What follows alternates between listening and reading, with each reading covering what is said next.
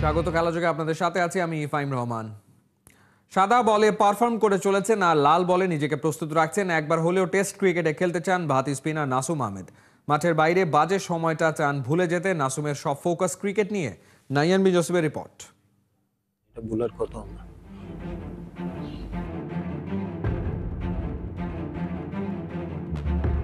যে বা যারা এই কাজটা করছে খুব খারাপ করছে। সমাধান কি কিছুটা হয়েছে? হবে বলে মনে হয় না। আমি সবসময় কিন্তু নতুন বলটা হাতে নিতে আমার খুব মানে লাল বলে নতুন বল পছন্দ, সাদা বল আমার নতুন বল হাতে মানে আমার খুব ভালো লাগে। তো কোচ কি করলো, আমার হাতে একটা বল দেখাইলো না, বললো এটা লাল বল। আমাদের প্রধান আর কি Head coach, head Phil coach, Simmons। হ্যাঁ। তো ওই বলটা দেখাই বললো যে এটা লাল বল, সাদা বল না। ওইভাবে বোলিং করলো। তো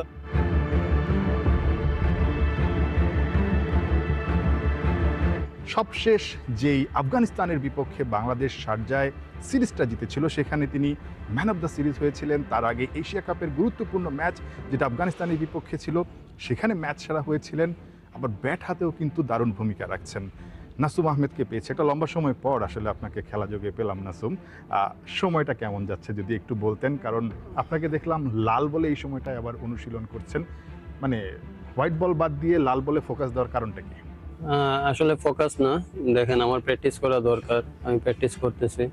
লাল বল সাদা বল এটা কোনো ইয়া না, আসলে আমার বোলিং করাটা জরুরি, আমি বোলিং করে নিচ্ছি। যখন লাল বলের কথাটা বললেন, একটু জিজ্ঞেস করি লাল বল নিয়ে আপনার প্ল্যানিংটা কি? আপনি তো আসলে ন্যাশনালে ভালো করেন দেখেন, বা আমি এখন টি20 ওয়ানডে খেলতেছি। তো লাল সবারই ড্রিম থাকে টেস্ট ক্রিকেট খেলার, মানে সবারই থাকে যে টেস্ট ক্রিকেট খেলবে। আমারও ড্রিম আছে, আর বিশেষ করে আমার কোচেরও চাওয়া যে উনি আমাকে একবার হলো লাল বলে দেখতে চায়। বাট ওই সুযোগটা কবে আসবে আমি জানি না, বাট ইনশাল্লাহ আমি আমার সর্বোচ্চ দিয়ে চেষ্টা করতেছি, যখন সুযোগ আসে তখনই খেলবো। ওয়ারিড হওয়ার কিছু নেই। বাট আপনি যখন এই যে লাল বলে প্র্যাকটিস করলেন, হাসান মুরাদের তো অভিষেক হয়েই গেল আসলে, আপনিও নিশ্চয়ই সেই স্বপ্নে বিভোর আছেন, কারণ সবারই আসলে টেস্ট ক্রিকেট খেলার স্বপ্ন থাকে, যেটা আপনি বলছিলেন। So, লাল বলে যখন আসলে এই যে বোলিং করেন নেটে কিংবা মানে কাজ করেন, কোচরা আসলে কিভাবে আপনাদেরকে মানে আপনাকে অ্যাটলিস্ট মানে অ্যাপ্রিসিয়েট করে বা কি বলে আসলে লাল বলে আপনার কি অবস্থা? আমি সবসময় কিন্তু নতুন বলটা হাতে নিতে আমার খুব মানে লাল বলে নতুন বল পছন্দ, সাদা বল আমার নতুন বল হাতে মানে আমার খুব ভালো লাগে। তো কোচ কি করলো, আমার হাতে একটা বল দেখাইলো না, বললো এটা লাল বল। আমাদের প্রধান আর কি Head coach, head Phil coach, Simmons। হ্যাঁ। তো ওই বলটা দেখাই বললো যে এটা লাল বল, সাদা বল না। ওইভাবে বোলিং করলো। তো আমার মানে হাসি উঠে গেছে। তো আমি মনে করলাম আমার কি, আমার তো জায়গা একটাই, মানে বলতো ওইখানেই ফেলে, লাল বলটা সাদা বল। হ্যাঁ ওই জায়গায় তো বলটা ফালাইতে হবে, ওই লেন্থেই তো ফালাইতে হবে। হয়তো বা সাদা বলে একটু ডিফারেন্ট জায়গায় আমার হিট করে, বাট ওইটা কি একটা জায়গায় যত বেশি মার্জিন বাড়ানো যায় তত ভালো। আর তো আমার আসলে অনেক হাসি উঠছে, কারণ হাসি উঠছে এই কারণে, দেখেন আমি অলরেডি প্রায় 40-42-এর মতো আমি ফার্স্ট ক্লাস ম্যাচ খেলে ফেলছি 2010-11 আমার টিম। 150টার মতো উইকেট আছে, আমার রানও প্রায় 1000 মতো আছে আর কি। তো বিশ্বাস করেন ওইটা আমার সবচেয়ে মজার একটা মুহূর্ত ছিল। ঠিক এশিয়া কাপে যাওয়ার আগে আপনার সঙ্গে আমার ফোনে আলাপ হচ্ছিল, তো খারাপ সময় যাচ্ছিল তখন একটা, সবাই জানে আসলে সেটা কি, এটা নিয়ে আসলে আলাদা করে বলার কিছু নেই। তারপর আপনি যদি কিছু বলতে চান বলতে পারেন। ওই সময়টা যথেষ্ট খারাপ, মানে আপনার অভিব্যক্তি দেখেও বোঝা যাচ্ছে যে কি কঠিন সময়। ঠিক যখন বিমানে উঠবেন তার আগে এই বিতর্কগুলো তৈরি হয়েছিল। আপনি আমাকে একটা কথা বলেছিলেন যে নাহিয়ান ভাই, যদি আমি সুযোগ পাই, যদি টিমে আমাকে একাদশে রাখে, আমি 100% না, আমি 200% দিব এবং আমি অতীতের সব পারফরমেন্সকে ছাড়িয়ে যেতে চাই। এবং প্রথম ম্যাচেই কিন্তু আপনি সুযোগ পেয়ে ম্যান অফ দ্য ম্যাচ হয়েছিলেন এশিয়া কাপে। জেদটা আসলে কি কাজ করছিল? আসলে ওইটা নিয়ে আমি কথা বলতে চাইতেছি না, চাইও না আমি এটা শুনতে। কোনো ইচ্ছাই নেই এটা নিয়ে কথা বলতে। বাট যে বা যারা এই কাজটা করছে খুব খারাপ করছে, আমি এটা নিয়ে এর বাইরে আর কিছু আপনি আমাকে বলছিলেন যে আমি যখন থেকে বিমানে উঠবো আমি সব ভুলে যাব, এবং সেটাই আপনি করেছেন। বলতে পারি নাই। আমি খেলার মাঠে গিয়ে আমি বলছি, আমি বলতে পারি না, এটা ভুলার কথা না। সমাধান কি কিছুটা হয়েছে? হবে বলে মনে হয় না। নাহিয়ান বিন জসিম, 71। গুনে গুনে 100 টেস্ট, এতটা পথ পাড়ি দেওয়ার পেছনে আছে অনেক সংগ্রাম, পাওয়া আর না পাওয়ার গল্প। নিজের 3 ডাবল সেঞ্চুরির দুটোই এসছে হোম অফ ক্রিকেট মিরপুরে। দেশের জন্য প্রায় 2 দশকের ক্যারিয়ারে তার অবদানের স্বীকৃতি হিসেবে এই মাঠে মুশফিকুর রহিমের নামে একটা স্ট্যান্ড কি হতে পারে না? এই মাঠে খেলা 100তম টেস্টেও শতক হাঁকানো মুশি এইটুকু স্বীকৃতি তো পেতেই পারেন। খালিদ জামিলের রিপোর্ট। টাইগার ক্রিকেট ইতিহাসের সবচেয়ে দুষ্টু চরিত্রকে সাকিব আল হাসানই তো একই সাথে তিনি সফলতম আর সবচেয়ে ডিসিপ্লিন ক্যারেক্টার, সেটা নিয়েও বিতর্কের অবকাশ নেই। সৃষ্টিকর্তার কাছে কৃতজ্ঞতা জানানো এই ব্যক্তির মুখায়বব না দেখেও বলে দিতে পারবেন নামটা তার মুশফিকুর রহিম। ছবির গল্পটা আরেকটু ওয়াইড অ্যাঙ্গেল লেন্সে দেখা যাক। যে গল্পের শুরু শ্রীলঙ্কার গলে 2013, তার পরের দুটো মিরপুরে 2018 আর 2020। মুশফিকুর রহিমের গুনে গুনে 3টা ডাবল সেঞ্চুরি, এমন কিছু করতে পারেনি বাংলাদেশের আর কেউ। টাইগার টেস্ট ক্রিকেটে ডাবল সেঞ্চুরি আছেই অবশ্য মাত্র 3 জনের। মুশির সাথে এই এলিট লিস্টে তামিম ইকবাল খান আর সাকিব আল হাসান। বাংলার 3 নক্ষত্র বললেও যেন সঠিক উপমাটা ব্যবহার করা হলো না। তবে গলে সেই 2013-তে যখন মিস্টার ডিপেন্ডেবল 200 রানের মাইলস্টোন ছুঁয়ে ফেললেন, তখনই যেন সবার টনক নড়ল, আমরাও পারি এমন কিছু। তারপর দুটো ডাবলস দিয়ে যেন সবাইকে ছাড়িয়ে যাওয়ার পণ করেছেন মুশি। এই মিরপুরের মাঠে তার টেস্ট ইনিংসের সংখ্যা ৫৩। লাল বলে তার ৬৫০০-এর বেশি রানের মধ্যে এখানেই করেছেন ২০০০ প্লাস।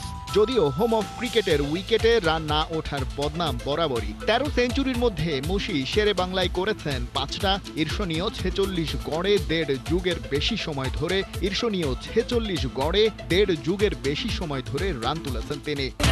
ক্যারিয়ার জুড়ে এই যে এত কাণ্ড করে গেছেন, সেটা ক্ষণিকের ফ্লুক ছিল না মোটেও। ধারাবাহিকভাবে বাংলার মিডল অর্ডারে ভরসা জুগিয়ে গেছেন। যখন কেউ পারেনি দাঁড়াতে, নেমেছেন ত্রাতার ভূমিকায়। গুটি গুটি পায়ে যখন নেমেছেন 22 গজে, 16 কোটি চোখে বিশ্বাস ছিল ও পারবেই। তাই তো মিস্টার ডিপেন্ডেবল তকমাটা বরাবরই প্রাসঙ্গিক এবং সঙ্গত।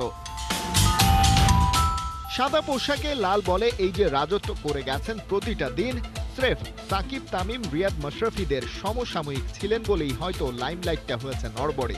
তবে মুশফিকের ফোকাস তাতে নড়েনি কখনোই। মিরপুরে বাংলাদেশের হোম অফ ক্রিকেটে সেই লেজেন্ডারি মুশির ১০০তম টেস্ট। তার কীর্তি মাপার স্কেল হয়তো নেই, তবে স্বীকৃতি তো চাওয়া যেতেই পারে। এই মিরপুরের একটা স্ট্যান্ড তো হতেই পারে দেশের সর্বোচ্চ ডাবল সেঞ্চুরিয়ানের নামে।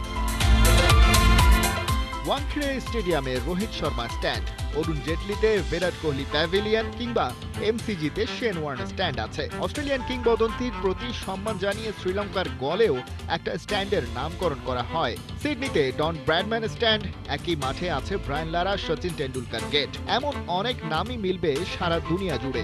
কোনো লিজেন্ডের স্মরণে পুরো স্টেডিয়ামের নামকরণও ক্রিকেট দুনিয়ায় বিরল ঘটনা নয় মোটেও।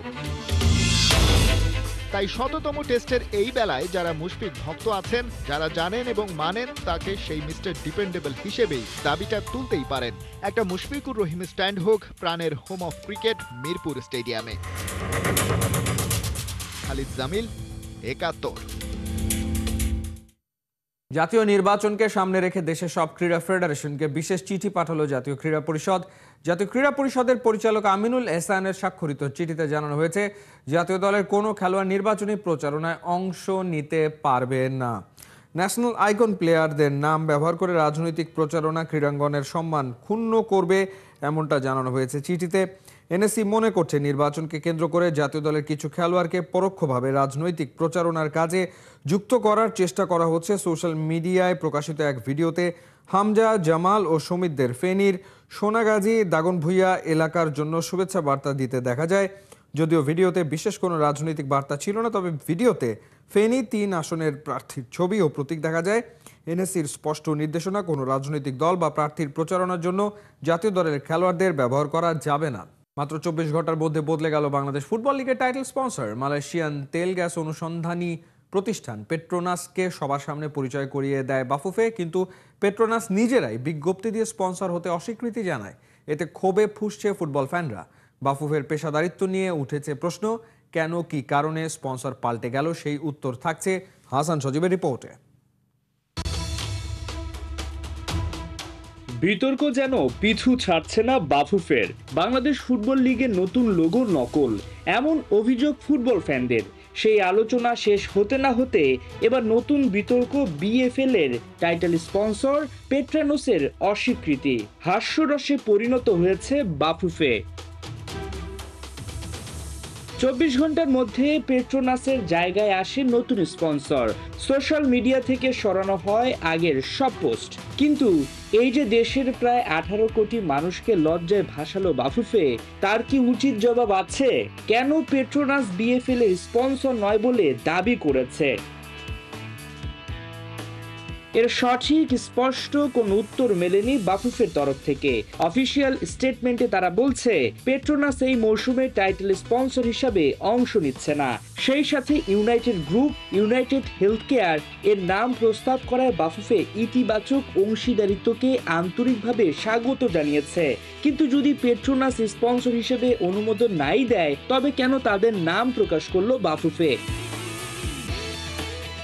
জানা গেছে মূলত বাংলাদেশ ফুটবল লিগের টাইটেল স্পন্সর হিসাবে ইউনাইটেড গ্রুপ যুক্ত হয়ে পেট্রোনাসের কথা জানিয়েছিল বাফুফেকে এবং তাদের লোগো সরবরাহ করেছে। তবে পেট্রোনাস বিজ্ঞপ্তি দিয়ে স্পন্সর না করার ঘোষণা দেওয়ায় ইউনাইটেড গ্রুপ তাদেরই আরেক প্রতিষ্ঠান ইউনাইটেড হেলথ কেয়ারকে যুক্ত করেছে, আর তাতে বিতর্ক তৈরি হয়েছে বলে দাবি বাফুফের। এখন দেখার পালা নতুন স্পন্সর কতদিন টেকে। হাসান সজীব, ৭১। বাফুফের চুক্তিতে থাকলেও অভিজ্ঞ ফুটবলারদের ক্যাম্পেই ডাকবেন না বাংলাদেশ নারী দলের head coach Peter Butler. British কোচের ওপর কথা বলতে রাজি নয় বাফুফে ম্যানেজমেন্টও। সাবিনা খাতুন, মশুরা পারভিন, কৃষ্ণা রানী সরকারের মতো তারকা ফুটবলারদের বাইরে রেখে থাইল্যান্ডের কাছে 2 ম্যাচে 8 গোল হজম করা স্বাভাবিক ঘটনা হেড কোচের কাছে। খালিদ জামিলের রিপোর্টে বিস্তারিত। ওদের ডিসেম্বর পর্যন্ত চুক্তি আছে, এটা যখন শেষ হবে দেন আপনাকে আমি ফেডারেশনের সিদ্ধান্ত জানাবো। ঢাকায় শীতটা বোধহয় পড়েই গেছে, তারই ধাক্কায় গলা ভেঙেছে বাফুফের নারী উইং চেয়ারম্যান মাহফুজ আক্তার কিরণের। একই রকম ভাঙনের খেলা তার অধীনে থাকা বাংলাদেশ নারী দলের। বাফুফের এই কর্তার পাশেই বসে থাকা হেড কোচ পিটার বাটলারের বিরুদ্ধে বিদ্রোহ করে সিনিয়র ফুটবলারদের একটা অংশ এখন পাকাপাকিভাবে দলের বাইরে, অথচ তারা এখনো ফেডারেশনের সাথে চুক্তিবদ্ধ, তাই বেতনও পাচ্ছেন নিয়মিত। কিন্তু তাদের কি আর পিটারের ক্যাম্পে জায়গা হচ্ছে না? To answer your question, no. And I'm fed up of asking that question, so please don't ask it again. কঠিন কথা সহজেই বলে দিলেন হেড কোচ। যারা নারী দল থেকে ঝরে পড়েছেন বিদ্রোহের জেরে, তাদের কেউ জায়গা পাচ্ছেন না ন্যাশনাল ক্যাম্পে এবং এ নিয়ে ফার্দার কোনো কথা বলতেও চান না। হয়েছেও তাই, সোমবার যে বাফুফে ত্রিদেশীয় সিরিজের দল ঘোষণা করেছে সেখানে বিদ্রোহীদের কেউ নেই। এদিকে দলের অবস্থা খুব একটা যে ভালো তাও বলা যাচ্ছে না। কোচের হাইলাইন ডিফেন্সের সাথে মানিয়ে উঠতে পারছেন না ফুটবলাররা, স্পেশালি ডিফেন্ডাররা গোলমাল করে ফেলছেন বেশি। যেখানে চাইলেই কোচ হয়তো খেলাতে পারতেন ডিফেন্স লাইনে এক সময়ের অন্যতম ভরসা মাসুরাকে, কিন্তু সেটা যে হচ্ছে না তা তো কোচ বলেই দিয়েছেন। তাহলে সমাধান কোথায়? সামনে ত্রিদেশীয় সিরিজ, বাংলাদেশ খেলবে র্যাঙ্কিংয়ে তুলনামূলক এগিয়ে থাকা মালয়েশিয়া আর আজারবাইজানের সাথে, আর এশিয়া কাপের মূল পর্ব তো আছেই। সেই সব প্রশ্ন উঠলে কোচ অবশ্য ফেদেছেন পুরনো গল্পই। আমরা সাউথ কোরিয়া কিংবা থাইল্যান্ডের লেভেলের নই, এটাই বাস্তব। তারা অনেক ওয়েল টিউনড এবং ওয়েল ফাইন্যান্সড। অবশ্যই চেষ্টা করব তাদের দুর্বলতা বের করে কাজে লাগাতে, কিন্তু বাস্তবতাও মেনে নিতে হবে। আমরা আসলে ভুগছি নারী লীগের অভাবে, তাই তো প্রতিবেশী ভুটানের উপরই নির্ভর করতে হয়, যেখানে নারী লীগটা নিয়মিত। নারী লীগের কথা তুলে বাফুফে ম্যানেজমেন্টের দুর্বলতায় হাত দিয়ে রাখলেন কি পিটার বাটলার? তাই কোচের সব ডিসিশনই মুখ বুঝে সহ্য করা। কোচ বনাম ম্যানেজমেন্টের এই ইঁদুর বেড়াল খেলার মাঝেই ফুটবলাররা আপাতত নিজেদের ভুল শুধরে নেয়ার চেষ্টায় ব্যস্ত। থাইল্যান্ড ম্যাচে যে ভুলগুলো আমরা করেছি সেটার পরে কোচ আমাদের এই 20-25 দিনে কোচ দেখাইছে যে কিভাবে ভুলগুলো শুধরাইতে হবে। আমরাও শিখছি ওখান থেকে যে কিভাবে আরো বেটার করতে পারি। আমরা যেহেতু আজারবাইজানের সাথে খেলা, ওদের খেলা এখনো আমরা ভেবে দেখি নাই, আর দেখাবে। খালিদ জামিল, ৭১। এএফসি অনূর্ধ্ব-17 এশিয়ান কাপ বাছাই পর্বে দুর্দান্ত ছন্দে বাংলাদেশ টানা দ্বিতীয় ম্যাচেও প্রতিপক্ষকে গোলবন্যায় ভাসিয়েছে লাল সবুজের কিশোররা।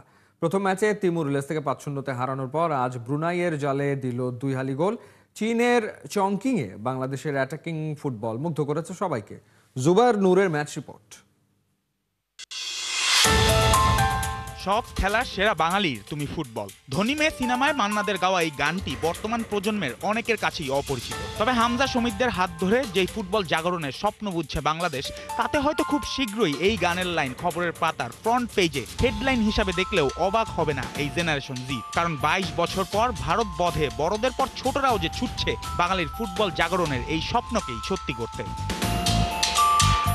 শুনতে অতিরঞ্জিত মনে হলেও এএফসি অনূর্ধ্ব 17 এশিয়ান কাপ বাছাই পর্বে যেন রীতিমতো গোল সুনামি বইয়ে দিয়েছে বাংলাদেশ। টানা দ্বিতীয় ম্যাচেও প্রতিপক্ষকে উড়িয়ে দিয়েছে লাল সবুজের কিশোররা। প্রথম ম্যাচে তিমুর লেস্তেকে 5-0 গোলে বিধ্বস্ত করার পর ব্রুনাইয়ের জালে এবার 8 গোল। চীনের চংকিংয়ে একের পর এক গোল উৎসবে মেতেছে গোলাম রাব্বানি ছোটনের দল। ম্যাচের প্রথম বাঁশির পর থেকেই ব্রুনাই যেন বাংলাদেশের আক্রমণ ঠেকাতেই ব্যস্ত। 13 মিনিটে বাম দিক থেকে ফয়সালের কাটব্যাক ধরে অপুর লক্ষ্যভেদ, আর তাতেই গোল উৎসবের সূচনা। 10 মিনিট পর রিফাতের অসাধারণ ড্রিবলিং, দুই ডিফেন্ডারকে কাটিয়ে দ্রুত গতির শটে বাংলাদেশের দ্বিতীয় গোল। আর 36 মিনিটে রিদওয়ানের থ্রু পাস ধরে ফয়সালের নিখুঁত প্লেসিং। স্কোর লাইন তখন 3-0। 1 মিনিট বাদেই মানিকের দূরপাল্লার মিসাইল, চোখ ধাঁধানো সেই শটে ব্রুনাই গোলরক্ষক কেবলই দর্শক। বিরতির পরও আগ্রাসন একটুও কমায়নি বাংলাদেশ। 50 মিনিটে রিদওয়ানের উড়ন্ত ক্রস ধরে অপুর দ্বিতীয় গোল। 73 মিনিটে ফয়সালের শট রুখলেও ফিরতি বলে রিফাতের টোকা, ব্যক্তিগত জোড়া পূরণ। 76 মিনিটে ব্রুনাই বক্সে বিশৃঙ্খলার সুযোগ নিয়ে আরিফের শান্ত মাথার ফিনিশিং। 79 মিনিটে বায়েজিদের দুর্দান্ত ফিনিশ শট বাংলাদেশের গোল সংখ্যা দাঁড়ায় 8। স্টেডিয়ামে তখন শুধুই লাল সবুজদের উল্লাস। আগামী বুধবার বাংলাদেশের প্রতিপক্ষ শ্রীলঙ্কা। গ্রুপে বাকি দুই হেভিওয়েট প্রতিপক্ষ বাহারাইন ও স্বাগতিক চীনকে হারাতে পারলে আগামী বছর সৌদি আরবের মূল পর্বে জায়গা নিশ্চিত করতে পারবে বাংলাদেশ। জুবায়ের নূর, 71। নারী কাবাডি বিশ্বকাপের ফাইনালে চাইনিজ তাইপেকে হারিয়ে আবার শিরোপা ধরে রাখলো ভারত। 13 বছর পর কাবাডি বিশ্বকাপের আসরে শতভাগ জয়ের ধারা বজায় রেখে ওয়ার্ল্ড চ্যাম্পিয়ন সঞ্জু পুষ্পারা। সোমবার শহীদ সোহরাওয়ার্দী ইনডোর স্টেডিয়ামে টস জিতে ভারতকে রেইডে পাঠায় চাইনিজ তাইপে। প্রথম রেইড থেকে 1 পয়েন্ট তুলে আনে সঞ্জু দেবী।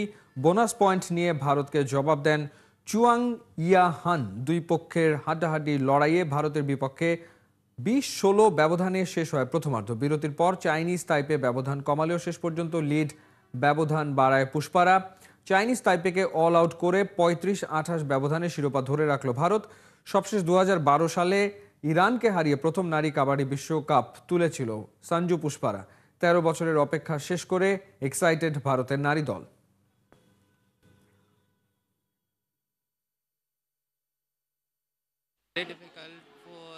আমরা 13 বছর এই জয়ের জন্য অপেক্ষা করেছি, অবশেষে আমরা জয়ী হয়েছি।